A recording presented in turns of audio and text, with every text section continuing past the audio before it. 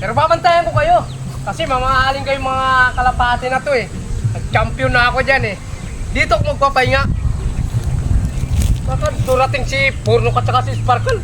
Malikot mga kamay nun. Lalo si Sparkle ang haba ng kamay, parang bako. Purno naman to look out.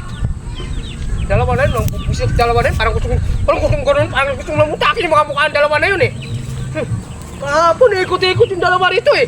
Kala nyo makuha ang kalapati dyan? Yan lang, akala nyo. Pantay ako ngayon dito ako matulog. Kahit hindi ko nakatabi asawa ko matulog.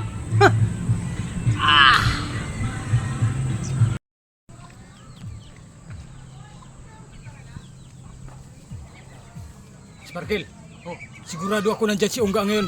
At sigurado rin ako na binabantayan niya yung mga kalapati niya ngayon dahil dyan siya nagsampiyon eh. Siguro nagpapahinga siya dyan. Ito yung pangkuhan natin sa Sparkle. Ano gagawin mo dyan sa lupian na yan? Takot na takot siya sa Sparkle. Takot na takot siya rito. Yung nasa kuhan nga kami sa bundok, yung nakita namin ito, hinagis ko sa kanya. Oh. Ihingi siya, basang-basa yung shirt niya. Sa sobrang takot, akala ko nga tapang ni Ungga eh. Pagdating pala rito, dito lang pala siya natatakot, ihingi pa. Oh, baka mamaya maanuhan tayo ni Ungga. Hindi, ako bahala Sparkle. Pero alam ko nandiyan siya ngayon eh. Tara Sparkle, para masigurado natin na nandun na si Ungga. Tara, puntahan natin.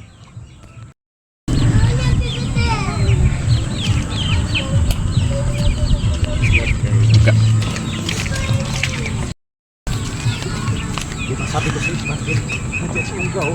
Yo, Ungga.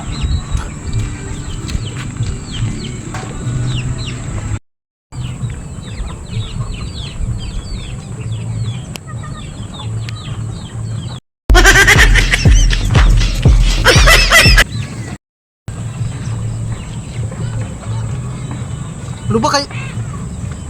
Ano ba kayong dalawa? Hindi na. Ito? Ay, sus ko, Bornok. Sa'yo na yung laruan mo. Hindi ako natatakot dyan. Uwi na kayong dalawa. Umuwi na nga kayo. Kala ko maburnok. Takot si Ungga dyan. Kala ko nga dati kasi yung nagkakita kasi kami ganito Sparkle, takot na takot siya eh. Ba't ngayon? Tingnan mo nga oh, parang wala ka alam kay Ungga. Hinawakan na. Yung kalukuhan mo, pati ako dinadamay mo eh. Hindi, baka matapang na si Ungga ngayon. Tara, uwi na tayo. Doon na tayo magkapit. Tingnan mo, hindi man takot si Ungga. Alam mo, Sparkle, Bornok, matatakot ako sa lupihan na yan. Hoy! Matagal na akong nakaano-ano dyan. Patagal na akong sanay dyan. No.